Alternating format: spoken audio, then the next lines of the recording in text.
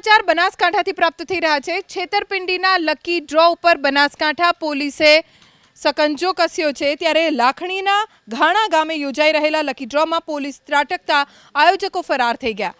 Library બનાવવા માટે ઘાણા ગામે લકી ડ્રોનું આયોજન કરવામાં આવ્યું હતું, જેનું સોશિયલ મીડિયા ઉપર લાઈવ પ્રસારણ પણ થઈ રહ્યું હતું।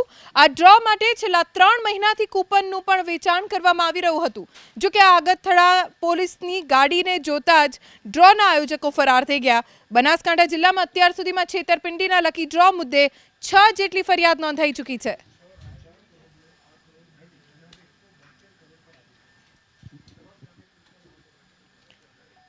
રાજકોટ કે જ્યાં મની પ્લાન્ટ ઇન્વેસ્ટર્સના નામે ઠગાઈ આચરવામાં આવી। રોકાણકારોને મહિને 15% વળતર આપવાની લાલચ અપાઈ। શરૂઆતમાં 1-2 મહિના વળતર અપાયું, બાદમાં સંચાલકો ઓફિસ બંધ કરીને ફરાર થઈ ગયા। હાલ તો 7 લોકો ભોગ બન્યાની ફરિયાદ નોંધાઈ છે। હજુ અનેક લોકો કૌભાંડનો ભોગ બન્યાનું સામે આવી શકે છે। નીરવ મહેતા નામના શખ્સ સામે પોલીસ ફરિયાદ નોંધાઈ છે।